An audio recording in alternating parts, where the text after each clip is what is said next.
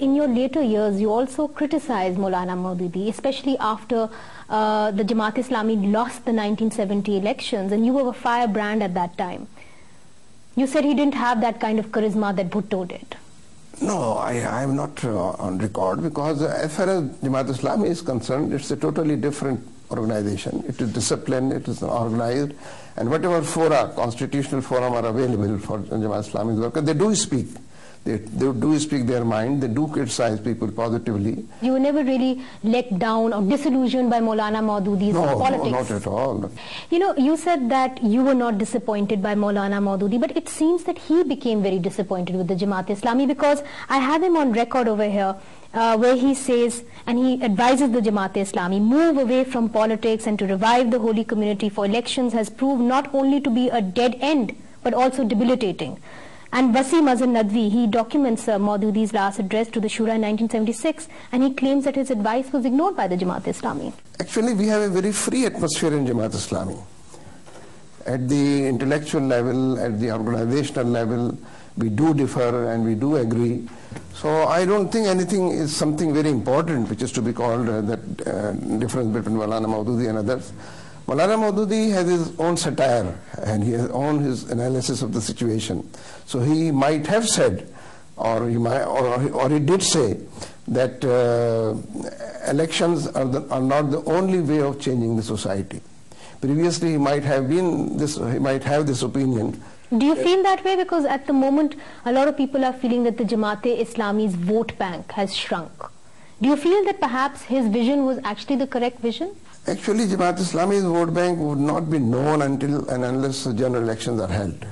But you've contested many elections in the past, and you have still to form a provincial or a national government since your inception. Always there was an alliance, politics of alliance, electoral alliance. So alliance do not give you the right or positive picture where you stand. But what compelled you to make an alliance with the MMA back then in 2002? As a matter of fact, ours is a feudal society, and feudals have their own seats here and there, and always the people with the fake degrees, they're getting thumping. So the MMA had captured the feudal vote. Is that what you're saying? The rest of your partners within the MMA? Generally, people say that the candidate A to Z, 1 or 2 or 3, they are very good candidates, but they cannot win the elections. Right. So they do give their votes to those who can win the elections, although they might be bad, and for their character and for their doing them, for their political expediency. Political expediency. So with this alliance of MMA, it was for the first time that religious vote got the confidence that they can also win. And so we mustered all the voters all around us, and that made the difference. That made the difference. Now, why did the MMA alliance break up? Who do you blame for it? No, I don't blame anybody, but I do say that to begin with, it was APDM which decided to boycott the elections. Nawaz Sharif was heading APDM. For nearly 30 months, it was the Awans and Mujahideen themselves who were fighting this battle. With the money and the ammunition of the Americans? No, without that. It was after 2.5 years, rather 3 years, Americans realized and all other nations of the West realized that Afghans are fighting very well. So they did start poking their nose and started interference into that affair after nearly 2.5 years. Munawar, people would say that America is a superpower. It's a reality. So how are you then going to tackle this reality by just making it out into an enemy? Would you be able to bring some reality to your politics? We want to live independently. Okay. We don't want to be enslaved by Americans. Those who want ourselves to be enslaved by Americans and to be conducted by American policies, they speak this language in which you are questioning me. They speak this language. Okay, let me ask you another question. What do you think are the issues in Pakistan? Is it the anti-American sentiment?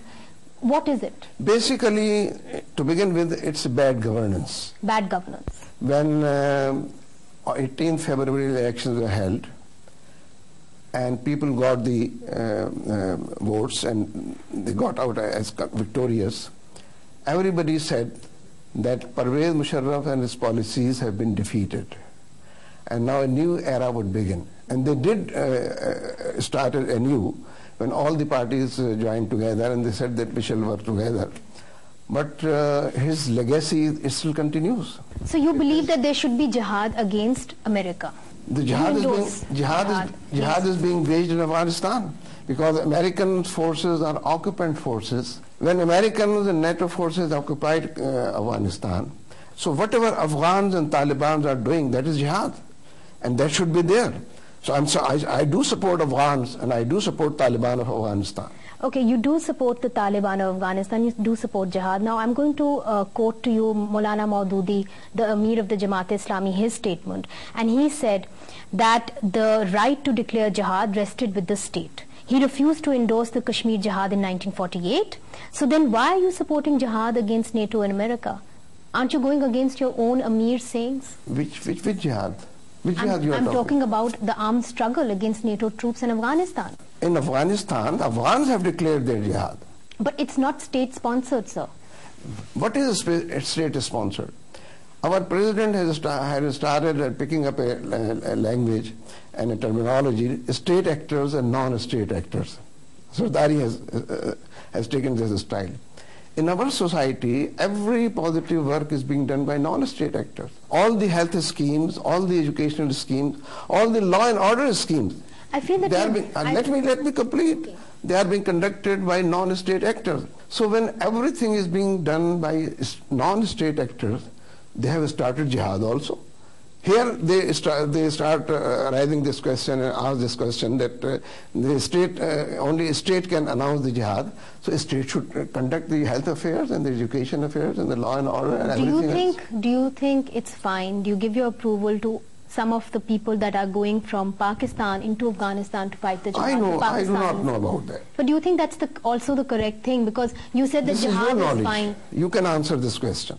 So you won't like to comment on the people who are going? I don't know about this. You know, one of the things that people also wonder is that Mr. Imran Khan has moved to the Supreme Court against drone attacks. And your party has also been very vocal against drone attacks.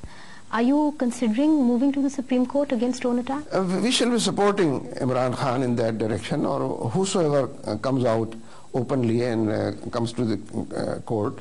We shall be supporting at the political level as well as the legal level. So you will be supporting him? Sure, no doubt about it. And at the moment you have not told him that you are going to... We have not been meeting for the last so many weeks or months, but whatever initiative Imran Khan has taken, that is something very positive and nationalistic and patriotic. Munawar Hassan Sahab, also there is this general perception, that the Jamaat-e-Islami used to have so much street power. But slowly that street power has dwindled, because when President Bush came in 2006, one expected huge street protests from the platform of the MMA. There weren't that many. Why is that? Well, as a matter of fact, only one point I shall mention, but otherwise I don't agree with this premises. We do have that street power, and we can conduct anything like that, a disciplined, organized street power. But in the early or mid-80s, there was a ban on union elections in colleges and universities. Right. So that you can count as one of the reasons. But otherwise, I don't think that we do not have political support or street power.